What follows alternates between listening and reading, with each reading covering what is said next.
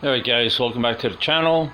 In today's garage video, we are going to be taking the engine out of the 95 sedan, and we're going to put the better motor that was in the coupe that we had an incident with the wall, and we're going to go over the basics of how to pull a motor and what you basically have to do and stuff like that.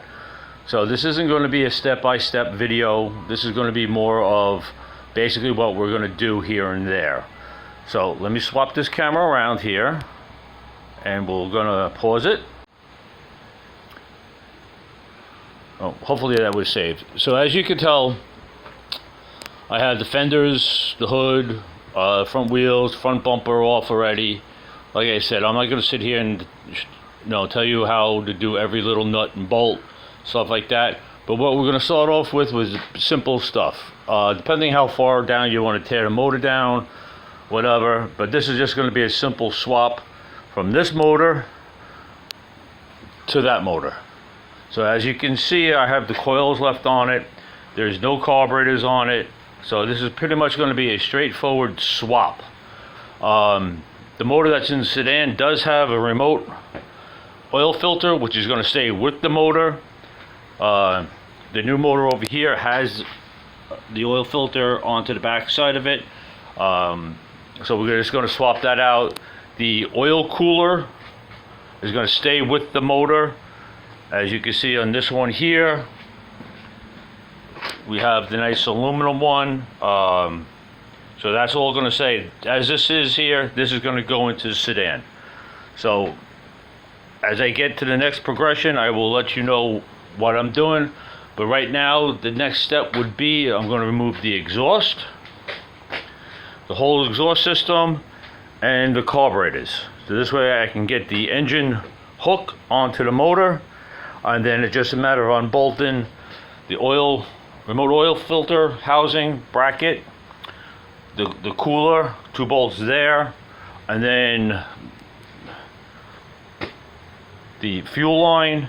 And then with these newer wiring harnesses, this connector right here, which is really nice by both cars, unscrew it, pretty much a couple of zip ties, and the whole wiring harness stays with the motor. The only one you have to worry about is your starter line and whatever hookups you have for fans and stuff like that.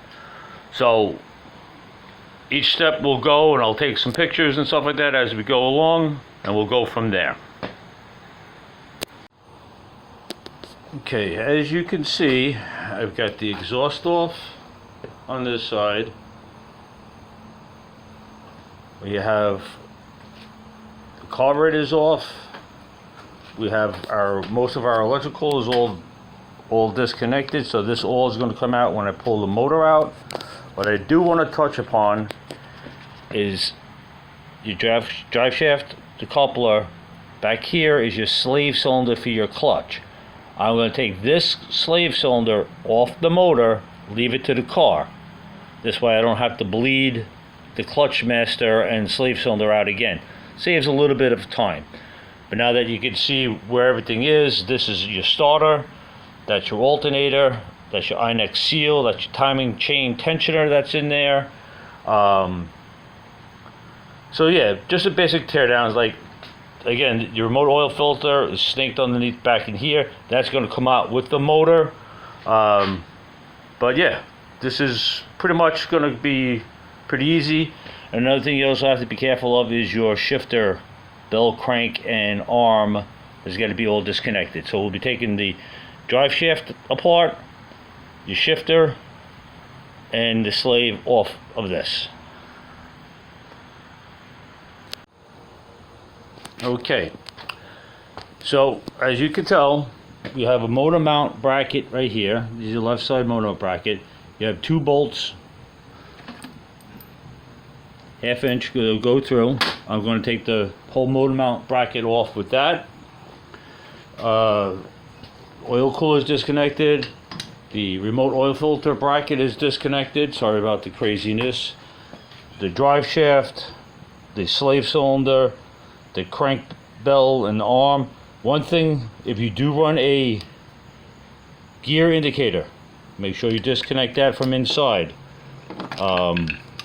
You don't want to be pulling on any wires or anything like that. I get everything pretty much. You got these two bolts here, which I took the nuts off from the bottom, so that's all going to be pulled out. This is your little engine hoist that attaches to the engine block on one side, and then it goes through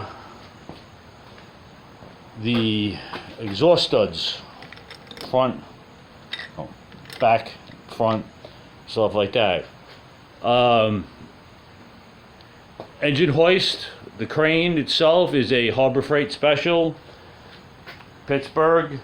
It's not very expensive, but if you're not going to be doing this a lot, unfortunately I have and will be doing more and more, so I bought this. If anybody's in need of one, I will gladly give them a hand with it. Pick it up, deliver it, come here, we'll pull your motor out, whatever you want to do. But yeah, motor's coming out. Be right back.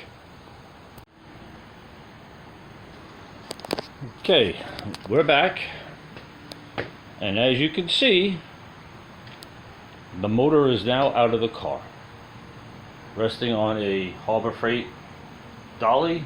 They're perfect for this. I have multiple ones under a lot of my engines just to roll them around the shop. Since this motor, we're going to go back into this car after the season. As again, there's a backup motor. It runs okay. It's tired. After it gets hot, it starts smoking. Eventually it's going to go down, get a rebuild.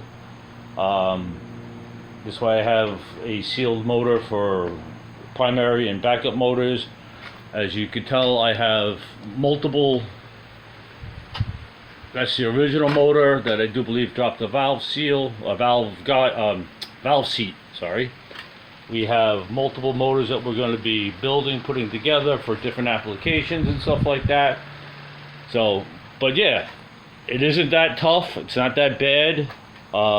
Label everything, lay everything out, your nuts and the bolts if you're not sure. Don't have to do anything with the front suspension whatsoever. That can all stay in place. You don't have to go overboard with all that stuff. Good time to freshen up, clean up, firewall, paint it up, whatever you want to do. Again, good time to go over all your heim joints and stuff like that. Well, it's easier to come out if you got any things that you're not happy about binding, because again, one of the things that you always should be checking is like this heim right here is tight and frozen, so this one is going to be replaced.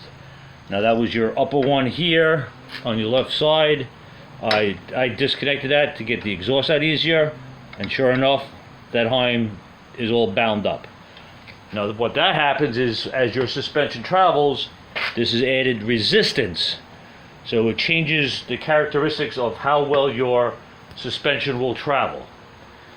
When you assemble a car, go through a car, take off the shock absorber, take it out of the way, you should be able to move the suspension up and down through its travel real easy. Nice and smooth, no hiccups, no nothing. This way you have nothing binding in your geometry of your suspension. Now, why is that important? Well, at Riverhead and anywhere, any type of racing, you're looking for thousandths, tenths of a second from being competitive to not being competitive, from being in the back of the field to moving up into the middle of the field. All depends on where you want to get to. If you're looking for a half a second, now we've talked about this numerous times, at Riverhead Raceway we have 30 plus cars pretty much within 1 second of each other. So every tenth of a second is 3 spots that you're going to be faster. So if not more. So every little bit, that's why the fast guys, they're always the same speed, they're always fast, because they go through their cars. They go through every little joint, shocks, heims, and make sure nothing's going to happen to it, nothing slows them down, binding, make sure the brakes are all together, make sure you don't have high resistance in the rotors and stuff like that. Every little bit counts. Now, somebody had posted about on Just Legends or Legends on Facebook, questioning whether or not the travel of an 8-inch coil spring versus a 10-inch coil springs are different. Well, on the Bilstein shocks, we have a groove right down here where there's a clip that normally comes when you get them brand new, which we no longer can get, so this is kind of a moot point, but somebody's going to be asking about it. They come down here. Now this spring is an 8-inch spring. So you take that clip off from down there, and there's another slot 2 inches up here. You put that clip there, so your shock collar, your adjustable shock collar, will rest on that exactly 2 inches higher on the shock. Thus, the shock travel will be the same between an 8-inch and a 10-inch. All you're doing basically is changing the height of where the spring sits. That point right there. So you're moving this collar up 2 inches to accommodate for the shorter spring. The travel is still going to be the same. So we can talk about that in another episode, but that's basically the difference between an 8-inch and a 10-inch spring. Why there's a different weight. Some people like to run different things just to add weights and all that stuff. Someone I'm sure has more experience with this could give you a better explanation of what an 8-inch compared to a 10-inch spring will do, but that's not for me to talk to. I'm not an expert on that. So, all right, let's get this. There it is. That motor back in this car. Peace out. As you can see, the supervisor has shown up. They say, feed me. Let's get on with the work. Stop lollygagging. Let's get this car going. Right, Dino? Dino? Yeah? What's the matter? I know. I'm playing with the race car. I'm not playing with you. I know. I'll be done shortly. Say goodbye, Dino. Say hi. Speak. Yeah, no. Doesn't do too many tricks.